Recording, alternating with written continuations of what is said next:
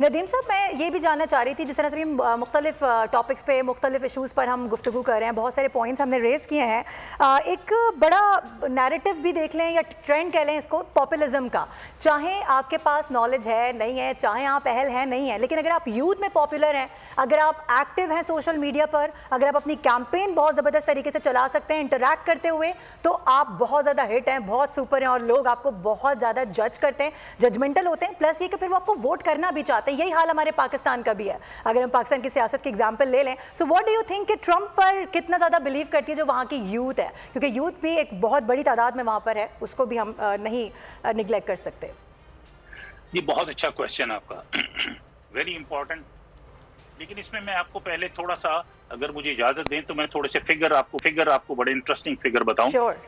जो early voting हुई है कल तक, यानी परसों तक, जो 3 तारीख तक, वो तकरीबन 80 लाख 8 करोड़ के करीब वोटिंग हुई है, अर्ली वोटिंग। उसमें सिर्फ 11% यूथ ने वोट दिया है, ओनली 11%। और उसमें जो मैक्सिमम वोट आए हैं वो 54 ईयर से अबव एज के लोगों के हैं, which is around 60, more than 65%। और उसके अलावा और भी जो वाइट अमेरिकन हैं, वो तकरीबन 90% लोगों ने वोट दिया है, वो white American. So this is a very disturbing fact. मैं ऑनेस्टली बताऊं, मेरा ख्याल था कि इस दफा जो फर्स्ट टाइम वोटर्स हैं वो बड़े एंथुजियास्टिकली उसमें इन्वॉल्व होंगे। मैं भी जिस वक्त अपने पोलिंग स्टेशन पे आज वोट देने के लिए गया हूँ, वहां पे मुझे सिवाय एक यंग वोटर के मुझे कोई वोटर यंग नजर नहीं आया। और उसकी वजह भी मैं आपको शेयर करना चाहूंगा।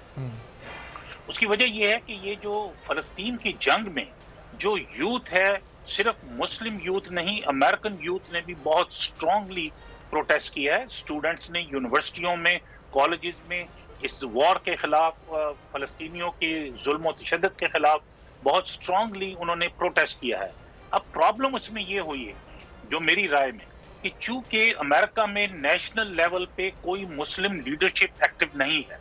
कैंडिडेट्स हैं, मुख्तलिफ स्टेट्स में हैं, उसमें यूएस कांग्रेस में भी 2 मुस्लिम इमिग्रेंट्स हैं, मेंबर ऑफ कांग्रेस हैं, लेकिन एक्चुअली पॉलिटिकल लीडरशिप कोई नहीं है नेशनल लेवल पे। तो वो जो यंग वोटर्स हैं, उनको कोई डायरेक्शन देने वाला, उनको कोई गाइड करने वाला, उनको कोई मोबिलाइज करने वाला कोई लीडर मौजूद नहीं। सो प्रोबेबली जो यंग वोटर्स हैं वो इतने एक्टिव मुझे नजर नहीं आए, इसलिए कि शायद वो डिसएंगेज हो गए हैं, डिसअपॉइंट हो गए हैं इलेक्शन की वजह से। लेकिन आपका पॉइंट 100% वैलिड है कि ये पॉपुलरिज्म जो है, ये इलेक्शंस का फैसला कर रहा है। It's going around the world, Pakistan में भी हुआ है और अमेरिका में भी ये हो रहा है। इसलिए कि पार्टी में भी देख लीजिए, बहुत बड़े बड़े लीडर डोनाल्ड ट्रंप साहब के अलावा मौजूद थे, लेकिन किसी को इतनी तौफीक या हिम्मत नहीं हुई कि डोनाल्ड ट्रंप के खिलाफ कोई प्राइमरी में खड़ा हो सके या जीत भी सके। So you are definitely right. Doctor Nadeem साहब, आपने यंग वोटर्स की कम तादाद का जिक्र किया, तो मैं इस हवाले से एक सवाल करना चाहता हूं कि 1788 में पहली दफ़ा अमेरिका में सदारती इंतखाब हुआ। आज तक हम देखते आए तो प्रीडोमिनेंटली वहाँ पे 2 पार्टी सिस्टम है, हमेशा से डेमोक्रेट्स या रिपब्लिकन्स रहे।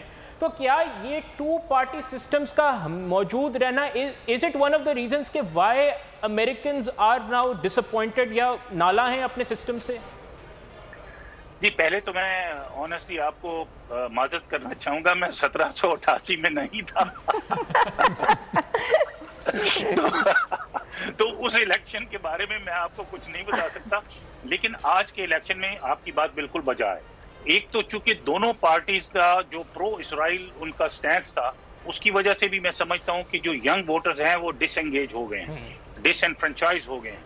सो मेरा ख्याल है कि ये जो थर्ड पार्टी है, ग्रीन पार्टी, इसको इस दफा थोड़ी सी बूस्ट अगर मिलती है तो ये ग्रेजुअली ये अमेरिका में ये 2 पार्टी सिस्टम का ये सिलसिला खत्म होना चाहिए और इसमें ऑल्टरनेटिव ऑप्शंस आनी चाहिए। लेकिन इस इलेक्शन में मैं समझता हूं कि जो मेरी राय है, जो यंग वोटर्स इतने ज्यादा एक्टिव नहीं हुए, हालांकि मेरी जाती राय में होना चाहिए था, लेकिन वो सिर्फ जो उनको ट्रीटमेंट मिला है लॉ एनफोर्समेंट की तरफ से, जो यंग स्टूडेंट्स को यूनिवर्सिटियों में और कॉलेजेस में जो टॉर्चर किया गया है, तो वो प्रोबेबली वो थोड़े से डिसअपॉइंट है, डिसहार्ट होके इलेक्शन से वो थोड़े से मुंह मोड़ चुके हैं। हालांकि उनको ज्यादा उनको इफेक्टिवली इनको एंगेज होना चाहिए था इलेक्शन में, ठीक है, to make a difference in the elections. बहुत बहुत शुक्रिया डॉक्टर नदीम आबिद साहब, साबिक सफीर हमारे साथ मौजूद थे।